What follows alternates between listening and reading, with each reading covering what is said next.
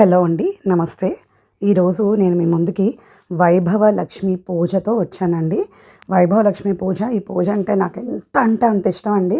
ఎన్నో సంవత్సరాలుగా చేస్తున్నాను. నా విషయంలో అయితే అమ్మవారు అన్ని నిదర్శనాలు చూపించలేదండి. నేను చాలా హ్యాపీగా ఉన్నాను ఈ పూజ చేసిన తర్వాత. ఏనాడు పూజకి ముందు ఏంటంటే అప్పుడప్పుడు నాకు ఆర్థికంగా ఇబ్బంది ఉండేదేమో.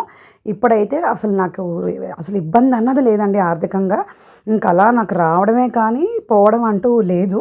సో అంత మహిమగల పూజ అయితే నేను దగ్గర ఒక 6 years నుంచి చేస్తున్నాను.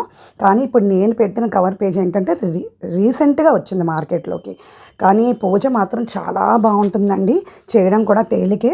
ఫస్ట్ గణేశుడి షోడశోపచార పూజ ఉంటుంది, తర్వాత అమ్మవారి షోడశోపచార పూజ, తర్వాత వ్రత కథలు. అండ్ చాలా బాగుంటుందండి. ఫాంట్ కూడా చాలా పెద్దది. మీరు ఒకవేళ అవైలబుల్గా ఉంటే చూడండి, ఒకవేళ అవ్వలేదు అంటే కనుక నాకు కామెంట్లో తెలియజెప్తే నేను PDF రూపేణ మీకు అందిస్తాను. సో దట్ మీరు ఈజీగా కూడా చేసుకోగలుగుతారు. అండ్ ఆ పూజకి మాత్రం అమ్మవారు ఏదో ఆడంబరాలు అవి చూడదండి. ఎంత సింపుల్గా అంటే అంత సింపుల్గా మనం చేసుకోవచ్చు. మామూలుగా పీట పెట్టి చిన్న ముగ్గు పెడతాం కదా, పెట్టి మన కలశం ఏర్పాటు చేయాలి. ఆ కలశం కూడా కొబ్బరికాయ అవన్నీ కాదండి, మామూలుగా కలశంలో వాటర్ అండ్ పసుపు, కుంకుమ, అక్షింతలు, గంధం, పువ్వు అండ్ వేస్తే ఒక కాయిన్ వేసి పైన చిన్న బౌల్ పెట్టి అందులో అమ్మవారివి వెండి కాయిన్స్ కానీ ఏవైనా ఉంటే అవి మనం పెట్టుకోవచ్చండి. సో పెట్టుకోవచ్చు, చాలా సింపుల్గా కూడా మనం చేసుకోవచ్చు. కావాల్సినవి పంచామృతాలు, ఆకులు, పళ్ళు, తాంబూలానికి పళ్ళు, మళ్ళీ కొబ్బరికాయ, హారతి, అంతే. ఇంకా మనం ప్రసాదం కూడా చేయాలి ఇంట్లోనే. అమ్మవారికి బెల్లం పరమాణం అంటే చాలా ఇష్టం, మనందరికీ తెలిసిందే కదా. అయితే శుక్రవారం బెల్లం పరమాణం చేసి అమ్మవారికి నైవేద్యంగా పెట్టచ్చండి. లేని పక్షాన మనం ఇంకేదైనా కూడా చేయొచ్చు. మరీ లేదు నాకు టైం అయిపోతుంది ఇంకా నేను చెయ్యాలి అవ్వదు అని అంటే పానకం, వడపప్పు కూడా ప్రసాదంగా మనం అమ్మవారికి పెట్టచ్చండి.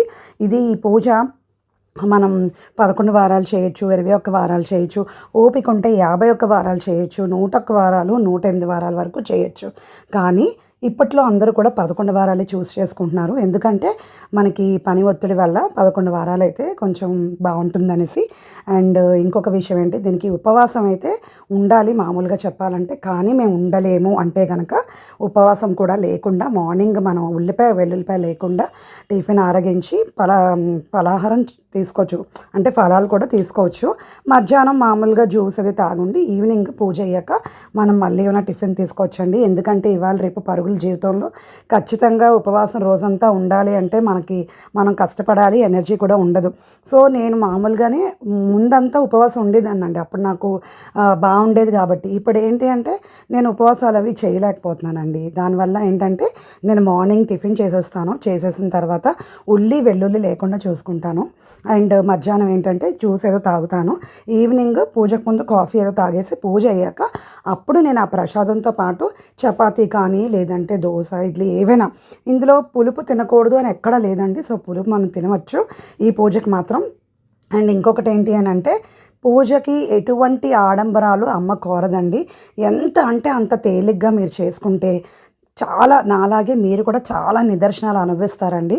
సో మీరు కూడా అన్ని రకాలుగా ఎక్స్పీరియన్స్ చేయాలని నాతో కామెంట్లో పంచుకోవాలని మనస్ఫూర్తిగా కోరుకుంటున్నానండి. సో ఈరోజు శుక్రవారం కదా నేను ఇస్తున్నాను. మీరు ఏ శుక్రవారం నాడైనా చేసుకోవచ్చండి. ఏ శుక్రవారమే చేయాలి అని లేదు, ఏ శుక్రవారం అయినా స్టార్ట్ చేసుకోవచ్చు. మీకు ఏమైనా డౌట్స్ ఉంటే నాకు కామెంట్లో అడిగితే ఖచ్చితంగా నేను మీకు రిప్లై ఇస్తాను. స్వస్తి.